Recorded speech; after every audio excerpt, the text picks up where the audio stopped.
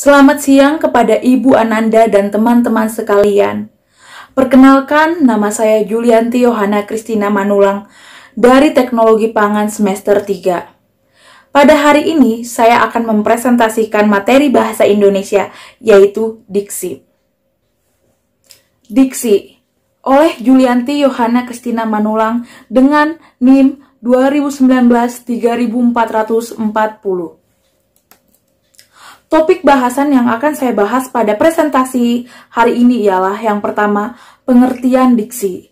Yang kedua, fungsi diksi. Yang ketiga, syarat-syarat diksi. Dan yang terakhir adalah pembagian cakupan diksi. Apa itu pengertian diksi? Dalam KBBI atau Kamus Besar Bahasa Indonesia, diksi adalah pilihan kata yang tepat dan selaras dalam penggunaannya untuk mengungkapkan ide atau gagasan sehingga diperoleh efek-efek tertentu seperti yang diharapkan. Fungsi diksi 1. Untuk melambangkan gagasan yang diekspresikan secara verbal. 2. Untuk membentuk gaya ekspresi gagasan yang tepat. 3. Menciptakan komunikasi yang baik dan benar. 4. Mencegah perbedaan penafsiran. 5. Mencegah salah pemahaman.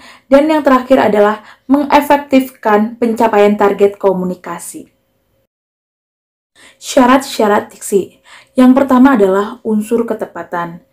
Kesesuaian kata dapat diartikan secara sederhana apabila diksi yang digunakan tidak merusak suasana atau menyinggung orang yang mendengar atau membaca.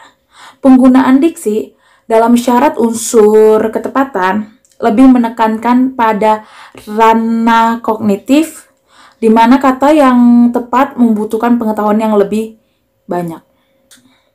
Syarat yang kedua adalah unsur kecermatan. Kecermatan dalam pemilihan kata berkaitan dengan kemampuan memilih kata yang benar-benar diperlukan untuk mengungkapkan gagasan tertentu. Syarat yang ketiga adalah unsur kesesuaian, di mana bentuk kesesuaian diksi akan terkait dengan penggunaan ragam baku menggunakan kata yang lebih sopan atau sesuai dengan konteks keadaan di sekitarnya. Adapun yang harus diperhatikan dalam kesesuaian diksi, yaitu adalah yang pertama, menyadari eksistensi bahasa baku dan bahasa non-baku. Yang kedua, menyadari konteks sosial bahasa. Yang ketiga, menyadari eksistensi kata kajian dan kata populer. Dan yang terakhir adalah menyadari adanya jargon, slang, dan kata percakapan. Pembagian cakupan diksi. Pembagian cakupan diksi menurut Sitorus 2019 dibagi menjadi 4. Yang pertama adalah berdasarkan makna kata. Yang kedua adalah berdasarkan panca indera. Yang ketiga adalah berdasarkan ruang lingkup. Dan yang terakhir berdasarkan baku tidak bakunya penulisan kata. Berdasarkan makna kata. Berdasarkan makna kata ini dibagi menjadi 8. Yang pertama adalah denotasi. Makna denotasi adalah makna yang mengacu pada gagasan tertentu atau makna dasar yang tidak mengandung makna tambahan atau nilai rasa tertentu. Contohnya adalah, contoh dalam kata adalah rumah, penonton, pekerja, dan mati. Sedangkan contoh dalam kalimat yaitu dia adalah wanita cantik. Yang kedua, konotasi. Makna konotasi adalah makna tambahan yang mengandung nilai rasa tertentu di samping makna dasarnya. Contohnya adalah contoh dalam kata seperti gedung, wisma, geraha, kemudian meninggal, wafat, dan contoh konotasi dalam bentuk kalimat yaitu dia adalah wanita yang manis. Rumah itu luas sekali. Yang ketiga, sinonim.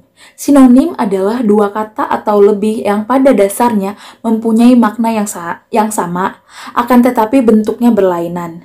Contohnya seperti agung, besar, raya, kemudian mati, wafat, meninggal. Itu adalah sinonim. Dan yang keempat adalah antonim. Antonim adalah dua kata yang saling berlawanan.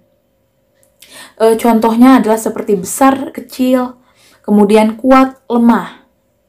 Lalu yang kelima adalah homonim. Homonim merupakan hubungan dua kata atau lebih yang bentuk pelafalannya sama, tetapi memiliki makna yang berbeda. Contohnya adalah, bisa ular itu sangat mematikan. Kamu pasti bisa datang. Yang keenam, homofon. Homofon merupakan kata-kata yang memiliki bunyi sama atau pengucapan sama, namun bentuk dan maknanya berbeda. Contohnya adalah bang, dalam penggunaan untuk memanggil kakak laki-laki, dengan bank di mana kita menyimpan uang. Yang ketujuh adalah homograf. Homograf adalah kata-kata yang memiliki bentuk atau tulisan yang sama, pengucapan atau pelafalan dan makna yang berbeda. Dan yang kedelapan adalah hiponim. Hiponim adalah ungkapan yang biasanya berupa kata frasa atau kalimat yang maknanya dianggap bagian dari makna suatu ungkapan lain. Cakupan diksi yang kedua adalah berdasarkan panca indera. Berdasarkan panca indera dibagi menjadi dua. Yang pertama adalah abstrak. Kata yang bermakna abstrak adalah kata yang sulit dibayangkan dengan panca indera. Contohnya seperti kesejahteraan, keadilan, kemakmuran, dan keamanan. Lalu yang kedua adalah konkret. Kata yang bermakna konkret adalah kata yang maknanya dapat dibayangkan dengan panca indera. Contohnya adalah mobil dan pohon. Cakupan diksi yang ketiga ialah berdasarkan ruang lingkup. Berdasarkan ruang lingkup dibagi menjadi dua. Yang pertama adalah kata umum. Makna generik adalah makna umum. Makna umum juga berarti makna yang masih mencakup beberapa makna lain yang bersifat spesifik. Contohnya adalah kendaraan. Kemudian yang kedua adalah kata khusus. Makna spesifik adalah makna khusus. Makna khusus juga biasa disebut hiponim. Contohnya adalah mobil, motor, bis, sepeda, angkutan. Cakupan diksi yang terakhir adalah berdasarkan baku tidaknya penulisan kata.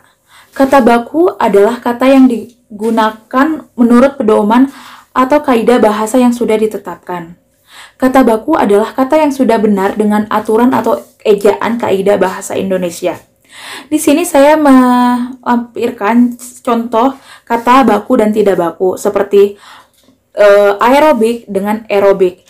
Aerobik ini adalah kata baku, sedangkan yang tidak bakunya adalah aerobik. Kemudian jadwal dengan menggunakan W, dan dengan kata tidak baku yang jadwal dengan menggunakan U. Kemudian karir yang menggunakan E itu adalah kata baku, sedangkan karir yang hanya tanpa E itu merupakan kata tidak baku. Sekian presentasi saya tentang materi diksi. Kurang dan lebihnya mohon maaf. Sekian, terima kasih. Terima kasih sudah menonton video ini. Jangan lupa subscribe, like, komen, dan share. Semoga bermanfaat. Stay safe, stay healthy.